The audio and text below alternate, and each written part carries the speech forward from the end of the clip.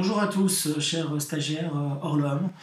Comme vous le savez, le concours Access approche, on est à J-2. Vous allez passer le concours jeudi et vendredi, donc ça va être jeudi après-midi et vendredi toute la journée. Donc je souhaitais au nom de toute l'équipe de professeurs de la prépa vous souhaiter à toutes et à tous beaucoup de réussite et beaucoup de courage, parce que vous allez voir qu'un concours ça peut parfois faire un peu peur, ça peut faire un peu paniquer, mais je suis très confiant parce que je pense que vous êtes tous préparés en tout cas pour l'échéance et vous savez très bien à quoi vous attendre le jour J. Alors permettez-moi pendant quelques minutes de vous donner 2-3 derniers conseils importants. Le premier conseil, c'est de ne pas avoir peur, ne jamais avoir peur. Vous savez, un concours, ça peut faire toujours un peu peur parce qu'on se dit finalement que mon niveau n'est pas si bon que ça, ou que finalement il y aura forcément des gens meilleurs que moi, et donc je n'ai pratiquement aucune chance. Surtout, vous allez voir, pour ceux qui le passent notamment à Paris, à Villepinte, que vous allez avoir des centaines d'étudiants qui vont être tous là et qui vont se masser devant l'entrée des salles, et c'est vrai que ça peut faire un peu peur. On se dit mais mince, ils en prennent si peu finalement, est-ce que moi je vais faire partie de ces heureux élus qui vont être là, et, enfin qui vont réussir et qui vont être admis. Donc c'est vrai quelque part que ça peut être un tout petit peu anxiogène, un peu angoissant pour vous. Maintenant, vous savez, l'expérience montre que tous ceux qui ont réussi des concours, qui ont intégré des écoles, sont passés par là. Eux aussi sont arrivés en se disant est-ce que je suis vraiment bon pour y arriver? Est-ce que je vais réussir à être au-dessus du lot, à être meilleur que les autres? Et on est tous passés par là. Moi-même, le premier, quand j'ai passé des concours, je suis passé par là.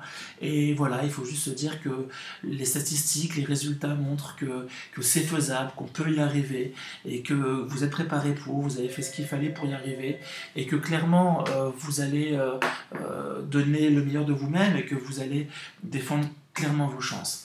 Donc ça, c'est la première chose que je voulais vous dire. La seconde chose sur laquelle je voulais également insister, c'était sur le fait que, comme vous le savez, vous allez avoir 3 grosses matières importantes à passer, à savoir la synthèse, les mathématiques et la LV2. La synthèse, je pense qu'on a dû vous le dire, c'est une épreuve qui est souvent, parfois, vraiment ratée par des étudiants. Il y a un gros tiers des candidats à Access qui ratent leur concours, qui gaspillent toutes leurs chances, en fait, à cause de la synthèse, car ils ne prennent pas le soin de se relire.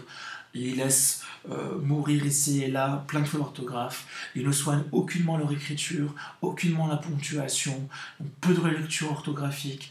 Parfois même ils comptent mal leurs mots. Ils bâclent leur travail parce qu'ils n'ont pas bien géré leur temps. Donc appliquez bien tous les conseils qu'on vous a donnés. Et même si vous n'êtes pas, je veux dire, une brute en synthèse, si vous appliquez clairement les conseils, si vous appliquez clairement les méthodes, vous avez toutes vos chances d'obtenir une bonne note, parce qu'en face de vous, je vous le dis, il y aura toujours plein d'étudiants qui seront complètement à côté de la plaque et qui seront juste pas préparés comme il faut à cette épreuve-là. L'expérience le montre, et c'est pour ça que nos étudiants en l'homme réussissent bien le concours Access. Par rapport aux mathématiques, j'insisterai sur le fait que la gestion du temps est essentielle. Vous savez que vous avez 3 parties. Une première partie de raisonnement logique, avec des problèmes, vous savez, avec les cercles qui se croisent, des questions de pourcentage, des questions de débit, des questions de moyenne, des petites énigmes de A implique B, non B implique non A. Tout cela, c'est la première partie. La seconde partie, c'est la partie plus mathématique, qui sont des mathématiques que vous faites actuellement donc en terminale.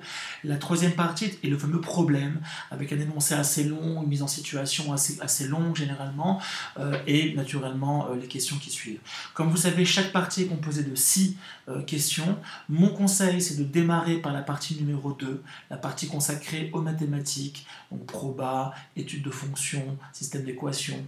Tout ça, vous devez le faire en premier et ne pas dépasser 1h10, 1h15, grand maximum à cette partie-là. Vous ne devez jamais dépasser, comme je vous le dis, 1h10, 1h15 pour cette partie-là, c'est vraiment le grand maximum. Ensuite, vous devez enchaîner, selon moi, sur la partie numéro 1, la partie des petits problèmes de raisonnement logique, et ne pas dépasser donc le timing de 3/4 d'heure, on va dire 45 minutes, 50 minutes. Donc il faut, sur les 3 heures de temps que vous avez, il faut ne pas dépasser, on va dire, 2 heures, 2h05. C'est très important de ne pas dépasser 2 heures, 2h05 maximum. Pourquoi? Parce que ensuite il va vous rester à peu près 1 heure pour le problème.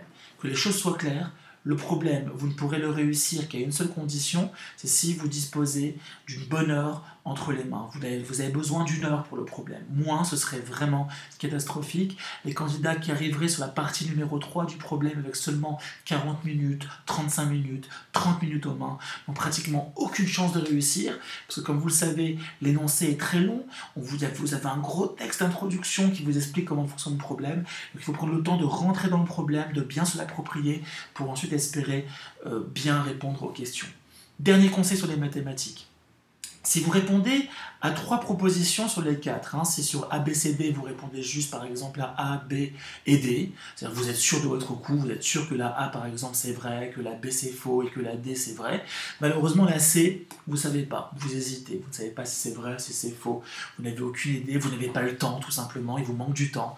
Donc mon conseil c'est de répondre au hasard à ce moment-là, car vous savez que quand vous ne répondez pas, vous avez une pénalité. Par contre, si vous répondez juste aux 4 propositions A, B, C, D, vous avez un bonus. Et ça peut valoir le coup en répondant au hasard et en priant un petit peu tant qu'à faire, de répondre au hasard pour obtenir, en espérant donc une bonne réponse, ce qui fait qu'au lieu d'avoir juste 3 réponses justes et une réponse où vous n'avez pas répondu, vous avez 4 réponses justes avec un bonus. Ne le faites naturellement que lorsque vous avez déjà 3 propositions pour lesquelles vous êtes sûr de vous. Bon, pour l'anglais, pas de conseil particulier, sinon d'appliquer bien vos règles de base de grammaire et ne pas prendre trop de risques non plus sur l'épreuve d'anglais où très souvent vous pouvez avoir beaucoup de points négatifs si vous répondez faux. Voilà, en tout cas, juste ces petites minutes pour vous souhaiter à tous une très bonne réussite, beaucoup de courage et une bonne chance aussi, en espérant que vous tombez sur des textes qui vous plaisent, sur des questions qui vous plaisent et en espérant que vous donniez le meilleur de vous-même.